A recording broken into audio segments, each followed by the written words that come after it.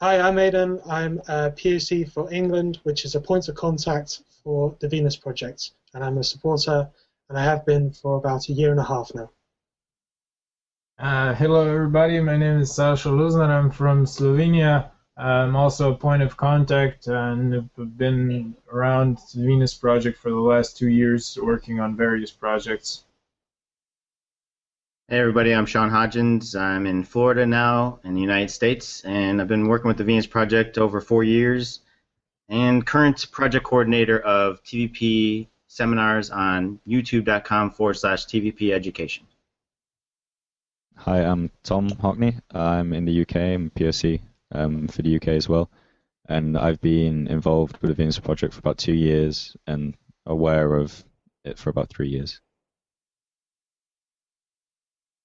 Great, and so what we're going to do now is watch a video called Resource-Based Economy, and this can be found on the venusproject.com website, and it features Jacques Fresco talking about the Venus Project and a resource-based economy.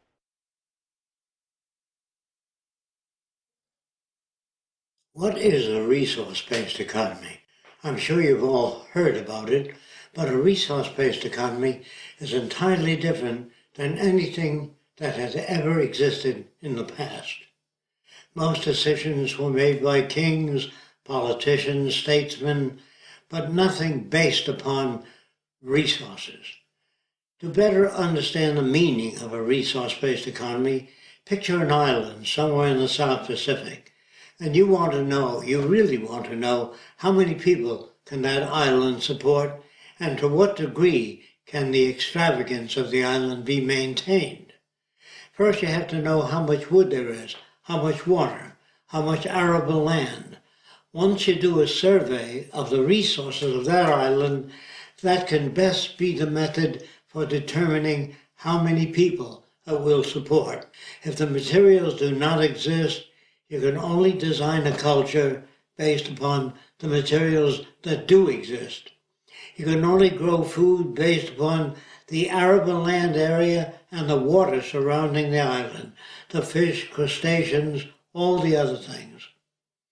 And if you have an agronomist on your island, or a series of them, they can advise you as what is best to grow in that tropical region. So you really need technical competence in order to arrive at decisions that make sense. You cannot arrive at decisions that make sense by consensus, by asking people what they want. You have to find out what the island has to offer. And that's what you can determine the future by. All other systems will fail.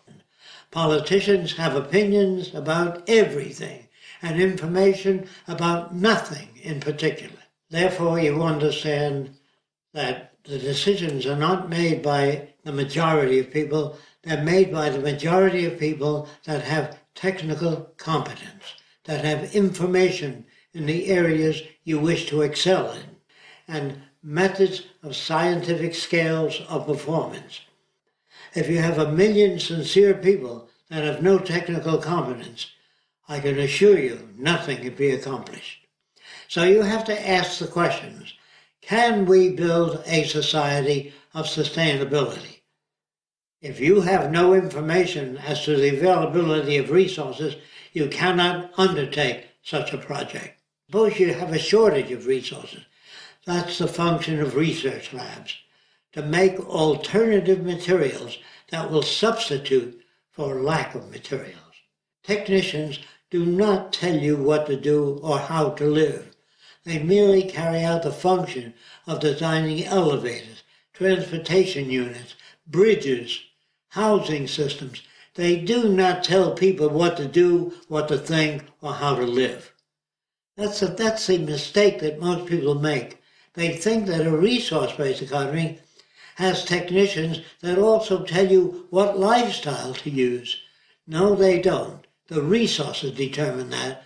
All that the technicians do is build a system that can utilize those resources for the benefit of all the people involved. It has to be global. If it's not global, If you have most of the resources and most of the building equipment and most of the automated machinery and most of the arable land and most of the drinking water, countries that do not have that will attempt to invade your country and take what they need. Every nation wants a piece of the pie. Keep that in mind. So to the degree that you try to live a sustainable life to yourself will not work, because other nations that lack material will invade you. In the rebuilding of cities throughout the world, you have to consider how far those cities are from resources. That means available materials, concrete, steel, reinforcement, etc. If the cities are near that source, then it becomes more efficient to design the cities as systems operations, meaning that the city itself must meet the needs of the people that live there. We announce on television what is available and what is not available at the time, and when it probably will be available, so the public has information of where to go to access whatever it is that they need. So people will have access to more things than they've ever had in a monetary system. More things and more opportunities will be available. All of the cities are designed to utilize a minimum amount of energy for maximum service. In that way, we conserve energy so that we can handle more people. There are people throughout the world that do not have access to high energy systems. We'll be able to provide more for human need if we use efficiency. Naturally, if we fail to do that, you can only take care of a limited amount of people. The resource-based economy has millions of slaves, but they're machines. And machines do repetitive, boring, and dangerous jobs. That's what the machines are for. They're not to put you out of work. If they can turn things out faster than you, we don't need you working. In fact, we don't want you working in an industrial plant. We want you to go back to school and study whatever you're interested in, whatever you think you'd like to study, whatever you feel you'd like to understand better. Unfortunately, money doesn't represent things in existence. If you set a value on every tree, every inch of arable land, all the water, and you printed money proportionate to the resources, so that the money represents resources, then it can have meaning. But today, that is not accomplished. Although they may tell you that demand will really bring about these things. No, demand doesn't bring about the things, available resources do. And if money doesn't represent available resources, it has no basis for social management. When you live in a false society that bases its wealth upon money, then that society itself will collapse eventually, not because I say so, because it's not based on physical reference. In a resource-based economy, where production and automation can turn out more goods and services, there's no need to use money anymore. If you really wish to put an end to war, poverty, hunger, territorial disputes, you must utilize all the world's resources as a common heritage of all the world's people. Anything less than that will remain with the same problems that you've had continuously for centuries. Now you have to consider what I'm saying. The reason nations invade other nations is because of scarcity.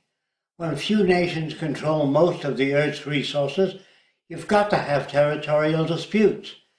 No matter how many treaties you sign or laws you make, if you don't declare all the Earth's resources as the common heritage of all the world's people and bring all the separate nations together in one unified system, there is no solution other than that.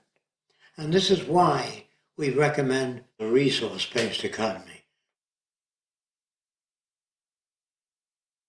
I think there's further to go, actually, than just being angry at a system. And that's what we're trying to do, is take the next step and not just be angry and frustrated with the system, but figure out how to fix it or how to outgrow it or how to evolve past it. And then also want to address this idea of being scared of technology. You know, so the first topic I guess we could talk about, and that might get us started, and that is on addressing the crowds or the groups of people that are generally just anti what they're not happy with. And I think we are all in a sense that way. But I think that as far as the Venus Project goes, as far as the Venus Project Global Volunteers, we're attempting to be not anti things. We don't want to be against this or say no to this or prevent this or stop this. What we want to do is try to change our language first by designing and creating a real alternative to the current system, and then allowing people to make the choice to use that alternative rather than fighting against the current system, because for many reasons, probably the most important one is that we have no chance to defeat them anyways. There is, defeating them with signs out in the streets, defeating them with whatever people talk about, revolution and guns and these types of things. I think that those things are such small chance to be able to accomplish compared to offering a viable alternative for everybody, not just a specific group of people. I think that's a more realistic, more capable, and more generally peaceful way to go about things. Definitely, and especially in relation to some things that have been going on in the world lately, namely Egypt. The whole revolution there, they didn't really have a plan of what happens, what comes afterwards. So you get all this violence, then you get ousted people, and you end up with a massive divide between supporters and pro and against, without really a plan to how to actually improve everyone's lives, only the lives of your own section of society. Yeah, that's the general problem of all the revolutions, in the last time, because there is no alternative, or there is no next step up from democracy. It's not there isn't anything out there that is seriously proposed that would be at least towards something like a resource-based economy. So you're bound to have the same problems again. So you have a revolution, something happens, people get changed in power, or whatever you want to call it, and then it might be better for a year or two or not, and then it just goes back to the same way it was before. I often think of the word revolution in a different light as to how I used to, in that it's like a revolving door. Things get turned around and it changes a bit, but in terms of like literal progress, you're not really moving anywhere. It's obviously it's a group of frustrated people, and especially when protesting and then violence occurs, that means that they have no alternatives in their mind. That's their last resort. Usually violence itself is a last resort of a person who feels like they have no alternatives or no other paths to take. And one of the things we're here to do is provide a possible alternative. We're not here to say this is what you should do, but this is a very strong recommendation. And a person can never make the choice of something like a resource-based economy or a moneyless society or whatever future type of world society we have. They can never even choose it unless it's been they've been exposed to it. So it's either media, TV, by movies, by a person talking to them. You cannot make a decision on something of which you've never been exposed to. So the first step of what we're trying to do is at least expose people to these alternatives, because as, for example, the Egyptian revolution, the Egyptian spring and everything, they removed the power apparently, and then they replaced it with what they felt was an alternative power, but it was so similar. And those were the two options in their head. They had the dichotomy of two. There wasn't a third option, a fourth option, a fifth option for them to make. And so what we can do is at least give them a third option to hopefully in the future give people the opportunity to make that choice. And then you want to talk about freedom. A person who only has one choice, violence, they're not free. A person who only has two choices, violence or revolution, they're not free. But the more choices a person has, the increase of their freedom that becomes. So if they have 3 options, 4 options, 5 options, that opens the doors towards more freedom. And I think that's what one of the major aspects of a resource-based economy is. We want to be giving people as many choices as possible while sustaining ourselves on Earth. And that will maximize freedom for all humans.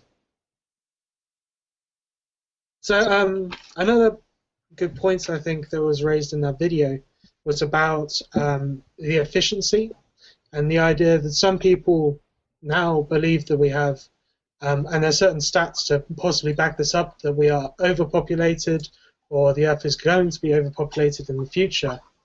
But this is all based on our current method of resource management, which is the monetary system, which is highly inefficient.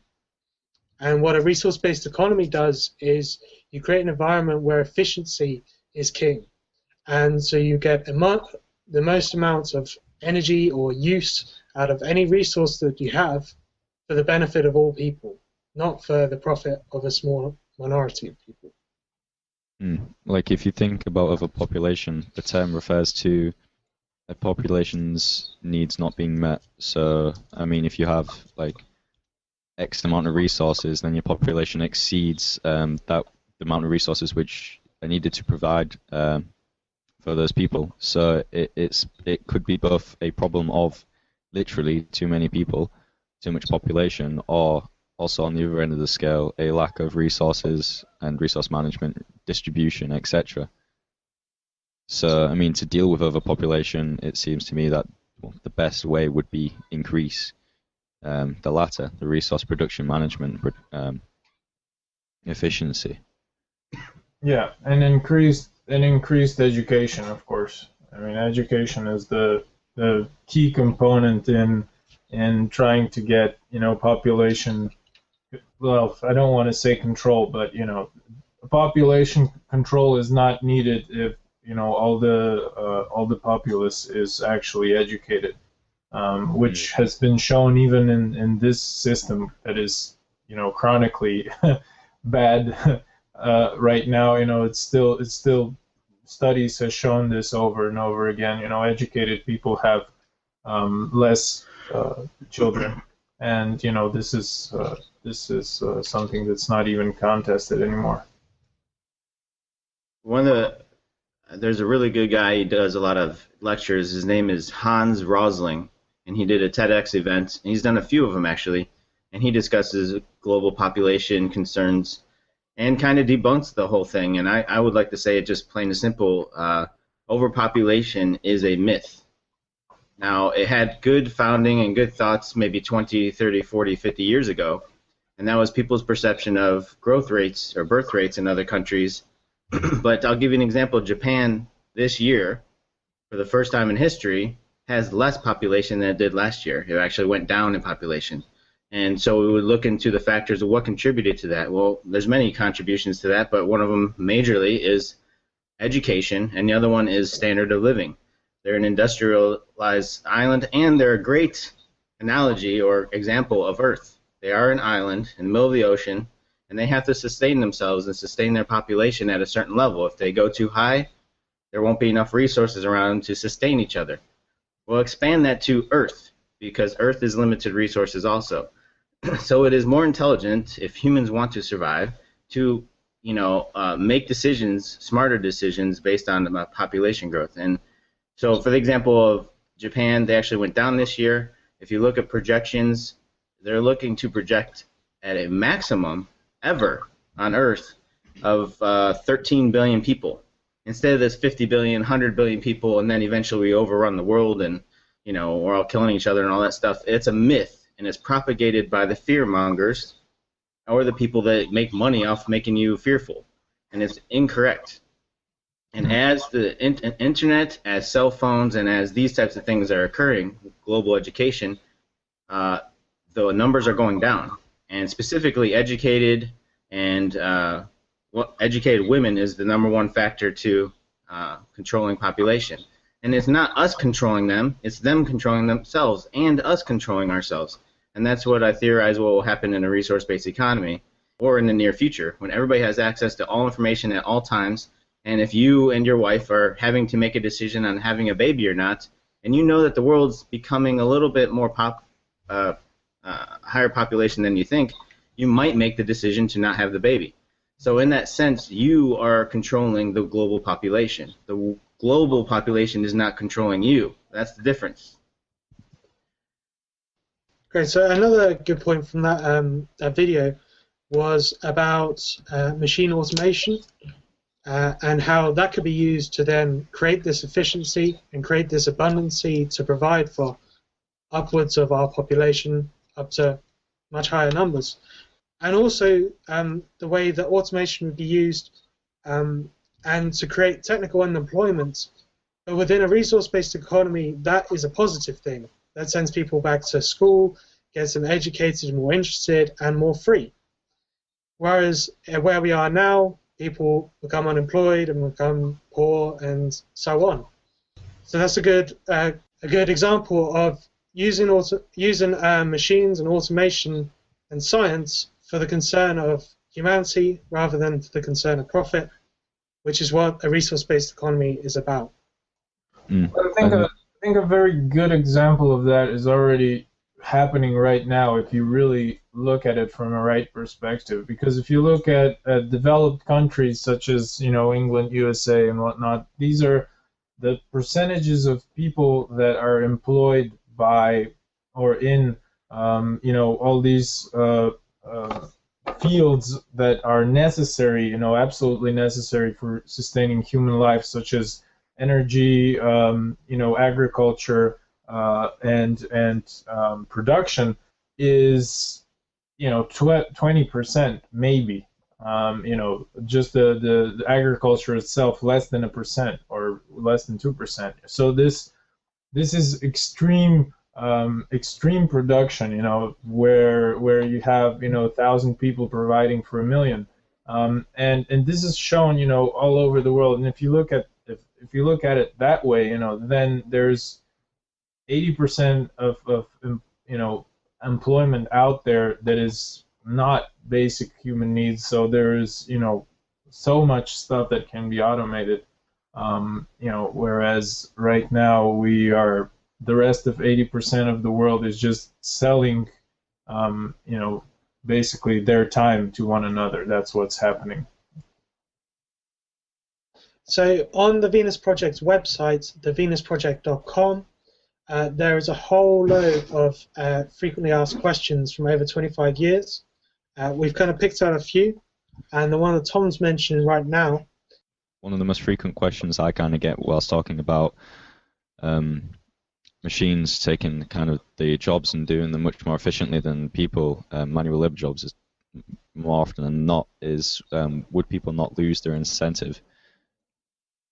So incentive for, I mean, there would still be need for human activity in society. I mean, not nearly on the same scale as what we have now, and not even necessarily need, in departments of culture, so any form of art. The question that I ask myself is, do people follow these professions for monetary profit or for, another type of incentive that could be achieved in a resource-based economy? Yeah, well, this is a very common question, about would people lose incentive, and it's like I think people should be asking themselves, what is their incentive to spend their free time the way they're spending it? What is their incentive to have a hobby that they profit nothing from monetarily, like playing the guitar although you're not a musician, or going out running although you're not going to be running marathons for money, or whatever you're doing, climbing, be it what is their incentive to do that? If they're not paid for it, very often you have to pay yourself out of your pocket to do those activities, and yet you still do them, So what is the incentive there? I think that's what people are not really asking themselves. We built a specific website to kind of take the FAQ to version 2.0 and 3.0, and that's here on askjacquefresco.com. This is built by Jeff in Turkey. Did a really good job on it, and still a work in progress. But we did the TVP FAQ is 1.0, I would call it. The Q&A with audio support would be 2.0, and the Q&A with audio and video, I would say, is 3.0. So this one, go under specific Q&A, and then incentive. It has a nice little write-up, but it also has a couple RSA animates that cover incentive, and I'm sure everybody here has seen these already, but I would strongly recommend RSA Animate. It's called Drive, D-R-I-V-E, The Surprising Truth About Motivation. Fantastic. It gives you a really good insight into that. And then the RSA Animate on the empathetic civilization also talks about incentive. So very good stuff there, and there's plenty of stuff already available to answer this question. But in the sense, like, just give some perspective to it. In America, in the most capitalistic society on earth, in the most selfish society on earth, 6% of us still spend hours and hours each week, there's millions of hours spent in America every week on volunteerism. In fact, what we're doing here right now, we're volunteering, we're doing this stuff for free, creating videos, we're creating audio, we're creating graphics, all for free. So in a country that is the most anti, giving up your time for free, 26% of us still find time to do that. And that's in a culture that doesn't teach to do that.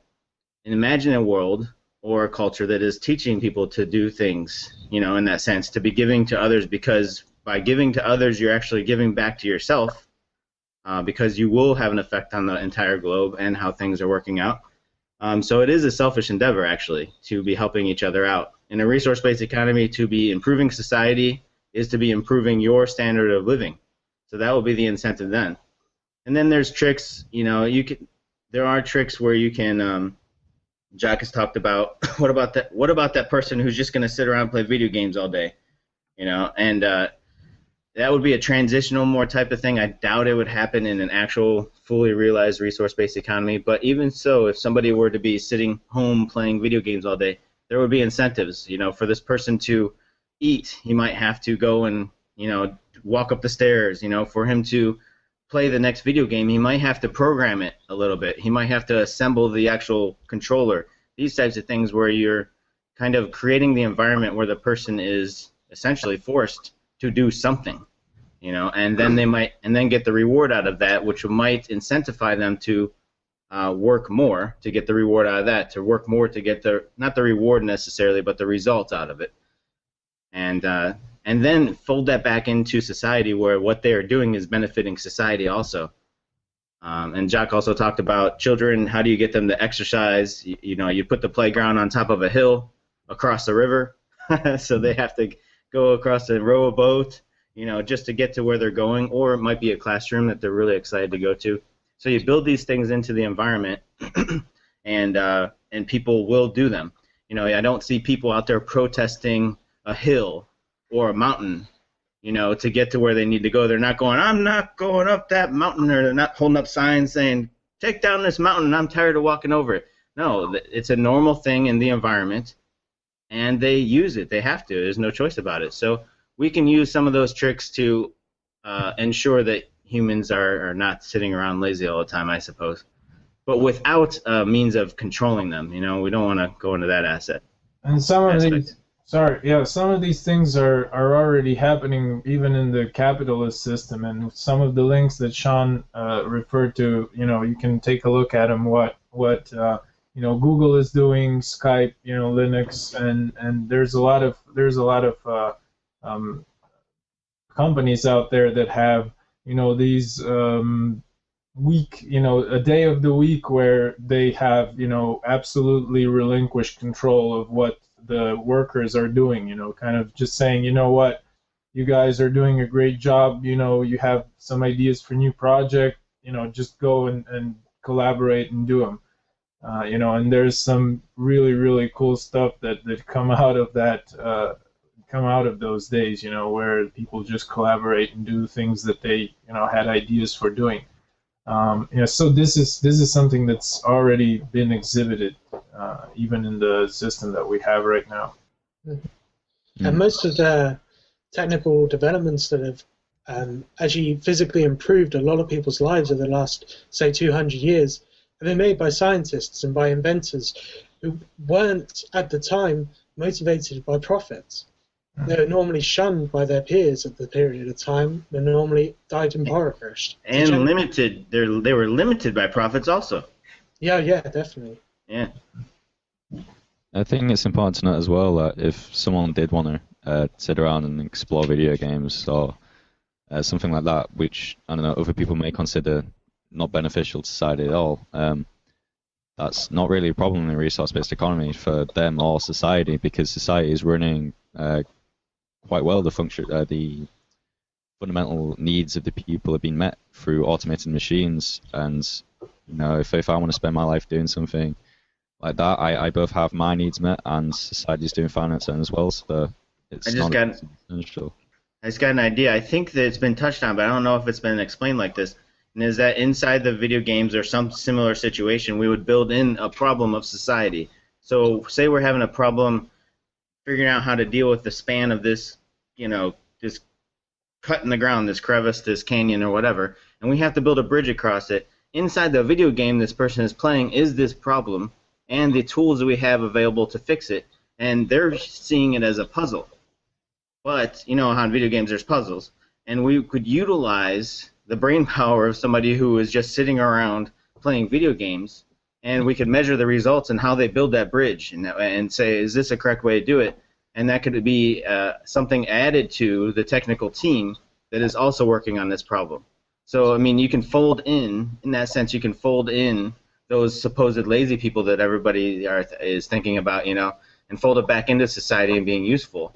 And there's probably hundreds of examples of being able to do that. I'm just randomly thinking of one. Mm. And also maybe one other thing, laziness is something that is contrary to what people think. It's not in our nature to just be lazy. It's not like we have that drive to just lay around in the couch all the time. This is something if you look at kids, they're running around all the time. They're touching stuff. They're scientists. They're explorers. They're not just laying there on the couch going, I don't want to do shit. But, so this is something that is also kind of perpetuated in the society that we have, because once you're exposed to 8 or 10 hours of work on something that you really either don't like, or it's pointless, or it's not learning, anything new, repetitive, when you come home, you're just tired of everything. You just want to lay down and just forget about doing anything. So this is something that is also a consequence of the system, and not really vice versa. And what you'll see with these RSA animates, you can find them on YouTube easily, and in the link below the video, is that the incentive is, after a person's needs are met, that they're sheltered, food, housed, and educated, and they have clean air, clean water. After those needs are met, monetary or item, acquisition as an incentive falls off immensely. And what the incentive comes after that is mastery.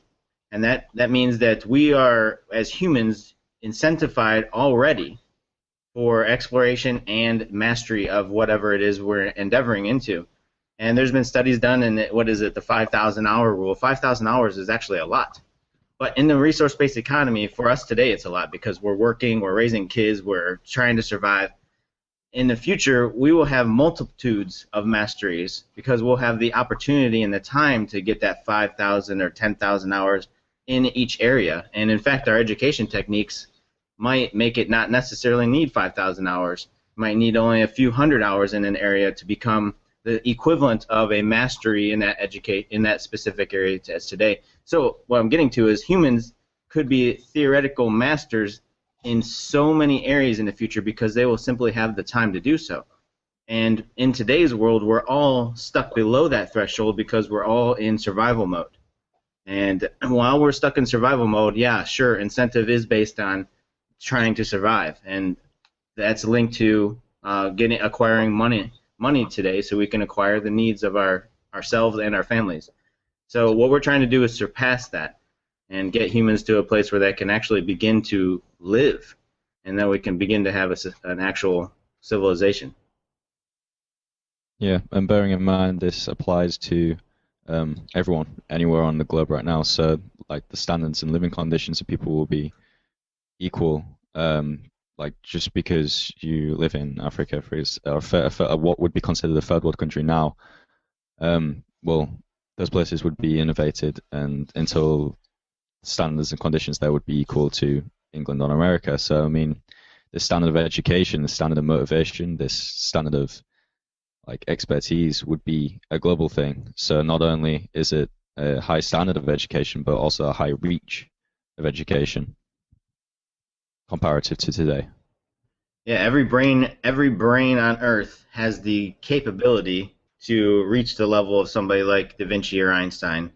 Nearly every brain. There are some cases where they are limited by physiological traits, but that means if you agree with that, or if you understand even that to a small percentage, I try to understand it as a high percentage, but if you understand that even to a small degree, that means we are wasting immeasurable amounts of human potential and immeasurable amounts of capabilities and innovation and just brain power every single day, because humans are dying in this way or that, or they are suffering in this way or that, or they are a slave to the world or a corporation or a government or a business or a theology, a dogmatic theology or something. They're a slave to something where we're not utilizing that brain power, and so it's a tragic waste of possibility throughout the world.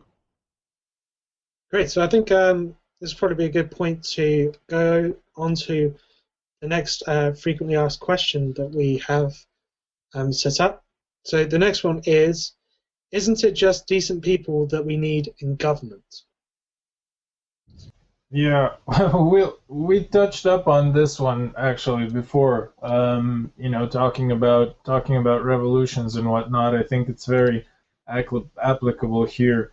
And maybe to rather than go into that, just give an example of if you have let's say that you have a very old car, and then you have brakes don't work, it's breaking down all the time, you have one tire is flat and whatnot, and then what you do to solve the problem is you change the driver, so if you do that, it doesn't really solve your problem. I mean, the driver can be better, obviously, and he can drive the car better, but if the car itself is in a very bad shape, then it's still going to be dangerous, if the brakes are not working and everything else.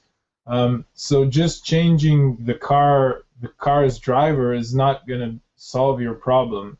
There's greater challenge, not just changing a government, not just changing someone that is, in power, or whatever you want to call it.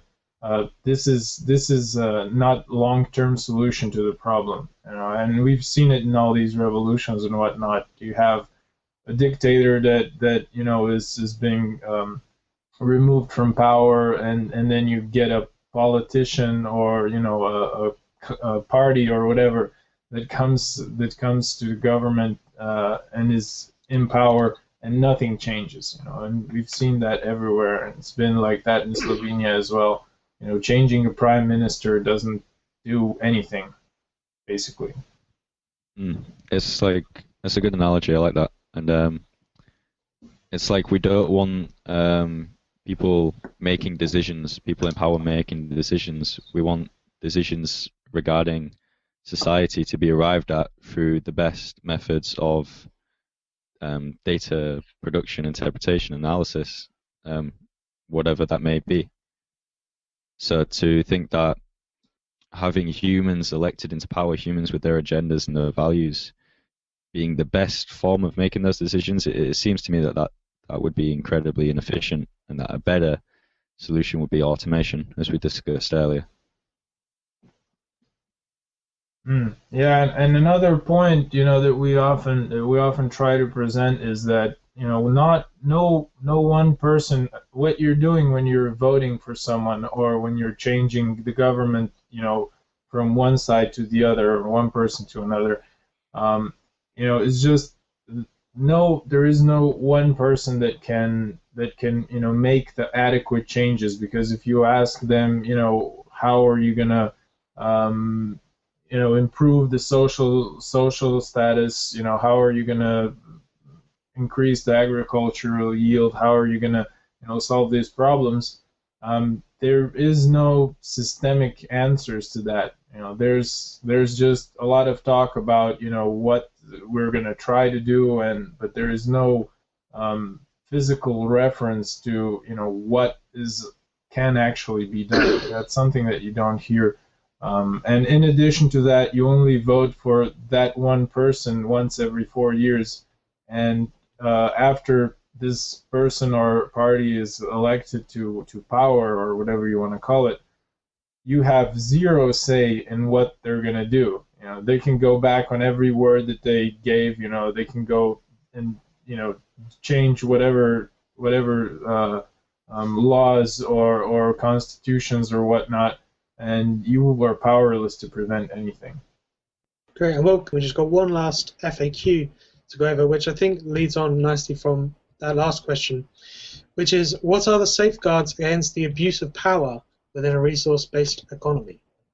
The way I think about it is, what are the safeguards against the abuse of power? So you've got to look at the incentive for an abuse of power, and actually also the position of power that people would be in a resource-based economy.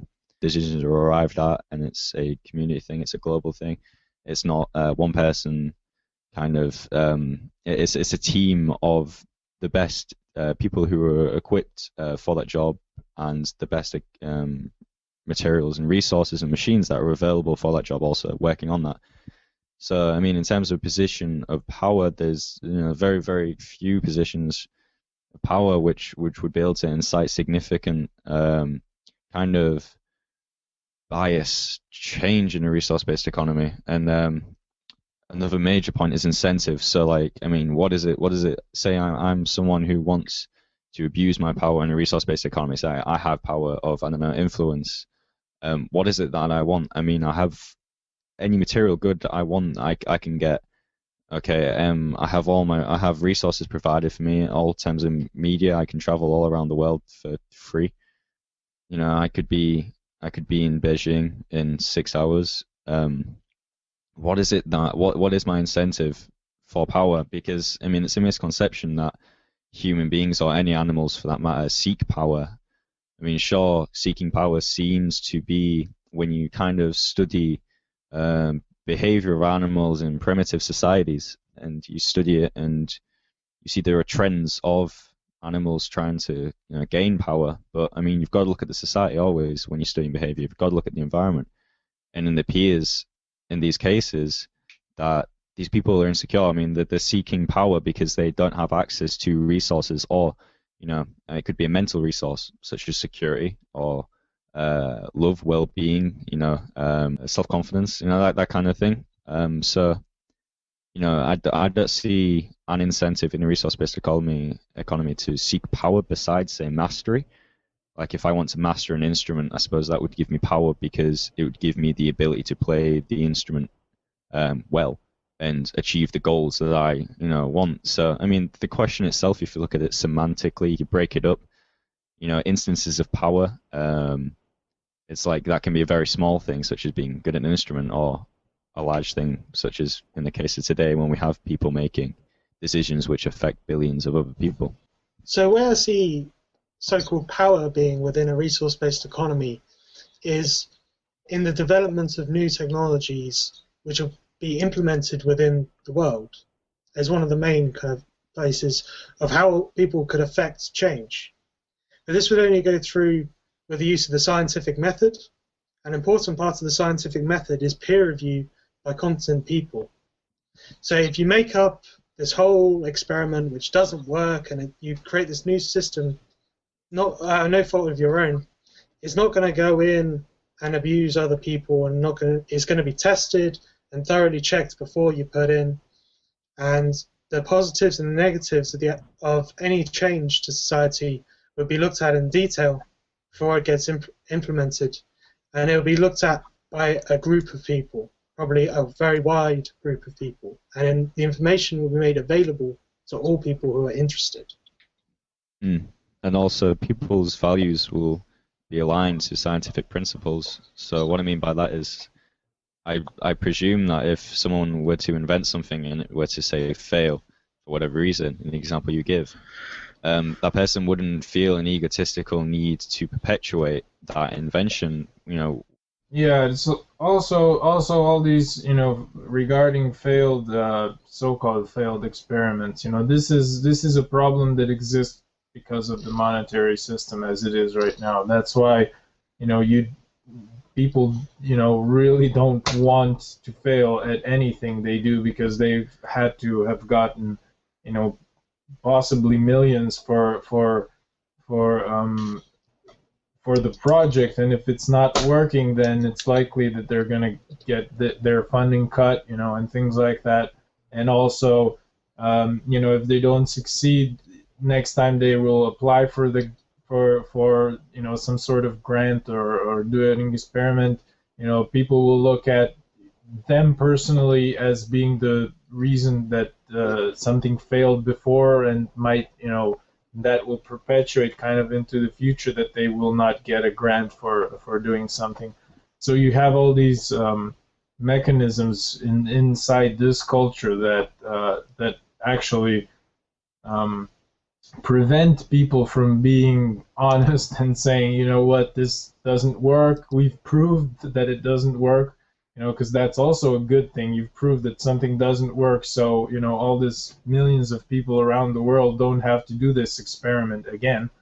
To go back to the question of how the power is going to be, or where the power is going to be and how it's going to be controlled, to not get this sort of aberrant behavior in people trying to get more power, is also decentralization of a lot of the things that are very relevant to people's survival, like energy, like food, like shelters and whatnot. This will all be very much more local than it is right now. There's, if you have a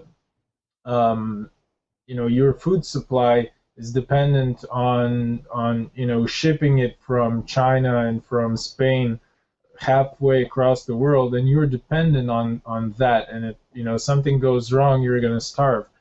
Whereas if you grow things locally, then you're a lot less dependent, and also within that community, it's a lot less likely that someone will come over and sabotage something, because it's basically doing it to himself. So there's going to be very little incentive to do that. And same goes with energy and all the other resources that are around there. So, and for the computer grid, there's not going to be just one place, one master computer in one area that is going to control everything. There's going to be interconnected systems throughout the world. It's not like you go and, I don't know, some terrorist destroys a building and everything shuts down and things like that. So there's going to be redundancy in that as well, just like Shaun said. So we touched on this a little bit earlier when we were talking about like revolution and people having the energy there to go and protest in the streets. And the thing that the Venus Project advocates is a more efficient use of people's energies and to put it into a more practical purposes to create real solutions rather than just complain about the current situation. So the question really is, what can people do to get involved with the Venus Project? As soon as you start to talk about solving problems, there's a lot less people that have the tools to really do that. So I would say that education is definitely one of the paramount things that we have to work on, because otherwise there's just not going to be enough people that are going to be talking about solutions, and they're going to be working on these solutions. But we will have a lot of people that will be, hungry, and don't have their houses and whatnot, and they will be out there throwing, rocks and whatnot. So this is definitely one of the most the most important thing, I feel. Education with reference to educating yourself so that you're more adequate to talk about these things to other people, and then obviously using that to talk about them to other people to spread it in community, wherever that may be, locally, internationally, etc. So, I mean, the way I look at it with regards to activism, I know that it's going to take me like a few more years at least to get kind of a fundamental knowledge and a fundamental basis and confidence talking about everything involved with a resource-based economy. In the Venus Project are two people, and then the way I see it, basically I'm just progressing to be that person who can handle that. So, I've got a kind of image in my head of who I need to be, what the kind of man I need to be able to achieve my goals, and I'm just working towards that. It's not as easy as, say, trying to get to a certain job, because you educate yourself in that, you go to university, and then you start off low and you build your way up with promotions. But I mean, like, helping to institute a resource-based economy, global change the world. It doesn't seem to me that there's any kind of clear-cut plan for that. So, I mean, the best thing I could say would be education is crucial, and then that opens more doors, and hopefully through education you can answer that question yourself more relevantly and in the future, and based on your expertise. Yeah, it's I would say that it's a longer process than just learning to do something. A lot of people out there are going, okay, I want to help. Just tell me what to do.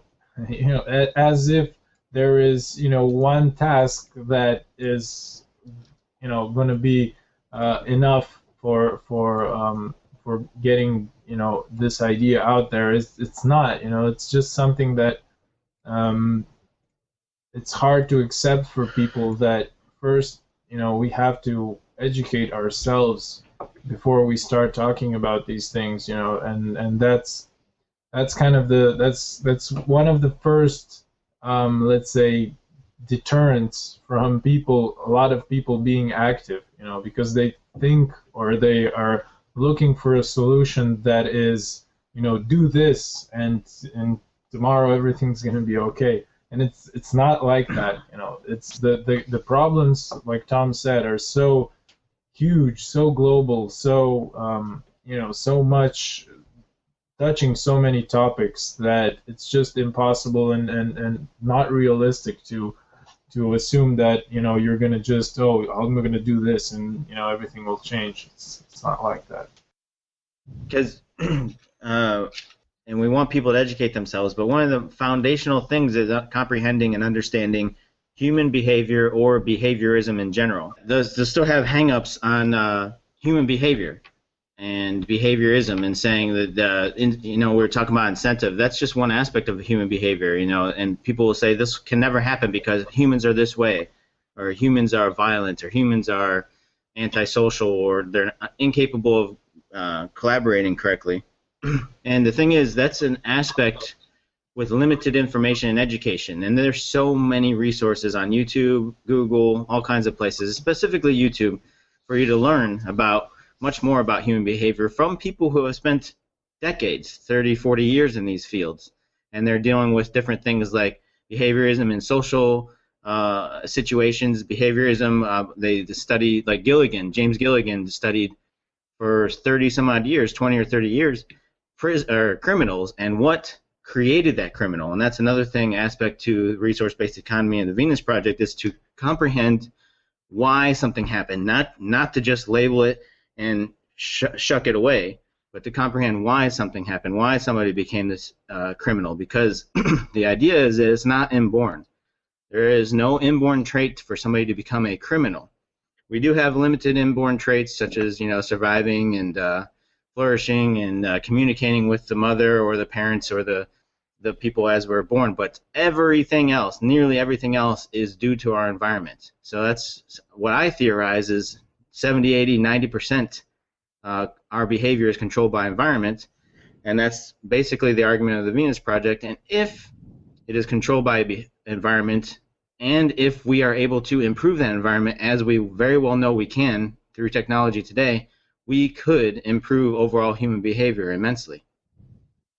Yeah. I'd like to add as well, having studied quite a lot on behaviorism, human behavior in general, like the general media or cultural consensus with regards to behavior is that it's black and white, nature versus nurture, those kind of things. But if you want to look at one behavior exhibited in an animal and you want to try and find out why that behavior happened, it's a complex, multicolored combination of both DNA, genes, environment, and conditioning. And it's to say that humans are X, humans are greedy, humans are violent, is just, with a fundamental knowledge of how human or animal behavior works, that phrase seems absurd. And yeah, I'd urge anyone to kind of study these areas, because I personally find them fascinating, and I think it's fundamental. If you want to redesign society for humans, first of all, understanding what we're capable of seems to me to be, paramount. Just for somebody to make the statement that humans can't do this, or humans won't do this, or all humans do this, that is a clear demonstration that that individual is not educated in that area enough to speak about it. Because once you do just a minimal amount of study in it, you can understand that those types of connotations and those types of quick reaction labeling is nowhere near the accurate way to measure something. Yep. So we encourage people, everybody, not just individuals, but everybody, to become much more knowledgeable, especially on human behavior, because it is one of the foundational aspects of understanding the Venus Project or resource-based economy. Because if you have this thing in your mind where you don't think humans can coexist together due to whatever traits, then there's no way a concept of a resource-based economy will even become remotely acceptable to you. And the thing is, it's very clear that people can coexist if we remove the things that are basic necessities of life, being that they need to strive for every day. If that is provided for us, then we won't have these competition needs, we won't have these argumentation needs, we won't have these scarcity needs, we won't have these warring needs that we have today. And when we remove most of those things, we will then have the time to focus on the other aspects that we might have issues with, that we don't have quick answers to. Yeah, I was going to say, if you want more guidance on kind of how to get access to TVP relevant information, or just generally talk to more people who've been down that path themselves, there are UK meetings which are open. So we have an email address, england@tvpactivism.com. There's also a whole bunch of information about the Venus Project that is up on the website and various different places. So the website is thevenusproject.com. It's one of the best ways to, at your own pace, learn about the Venus Project. There's also an online community within thevenusproject.com. So sign up to that, and we have groups and things in there where you can ask people questions. There's also the Venus Project Global Facebook page. There's also Jacques Fresco tweets on the Twitter, and tvpmagazine.com, which is a magazine that comes out, I believe, monthly. And there's also the YouTube channels TVP Education and the Venus Project. Both of those are on YouTube. There's also a couple things that the Venus Project have, which are the book by Jacques Fresco called The Best That Money Can't Buy. There's another documentary called Paradise or Oblivion, with the plan of a new documentary to be released at the start of next year called The Choice Is Ours. And by the way, 99% of all that is all free. So except for the book is for sale, and some more deep lectures of Jacques are also available on the website. But 99% of what you just said is all free, available 24/7. So take a look. Yeah, there's a whole lot of people that have been around the Venus Project for a long while and haven't gotten all through it yet. But I would point maybe to just one very, very important location on the Venus Project page, which is very relevant to this last topic that we're talking about, is aims and proposals of the Venus Project. This is something that is often missed as well by the very active people. Where you have some tangible goals as to the near and a little more distant future. So there's a lot of answers already there for questions like what is the plan and things like that. Great. So I think we're coming to the end of our time here. I think I'd like to wrap it up just by saying, so obviously as we just said, that education is a big part of what people can do right now and what you can do to get involved. And so a great thing to do will be to come along to our, join up with the Facebook group, the Venus Project United Kingdom. You can ask as many questions as you like. Come along to our Monday seminars. The best way that I have found to really understand these concepts is to talk about them with other people who understand them. And so if you come along to our sessions, we can try and answer your questions, anything like that, and it's just a great way to get involved. I mean, that's a great note to finish it on. Yep. I'll say goodbye. I have been Aiden Fry from the UK POC, the UK group POC. Yep. Thanks for listening, everyone. And I'm trying to think of something not cliche to say, but tune in next week. Yeah. Yeah, thanks a lot, guys. That was great. Thanks. We'll see you. Yeah, thanks, everybody.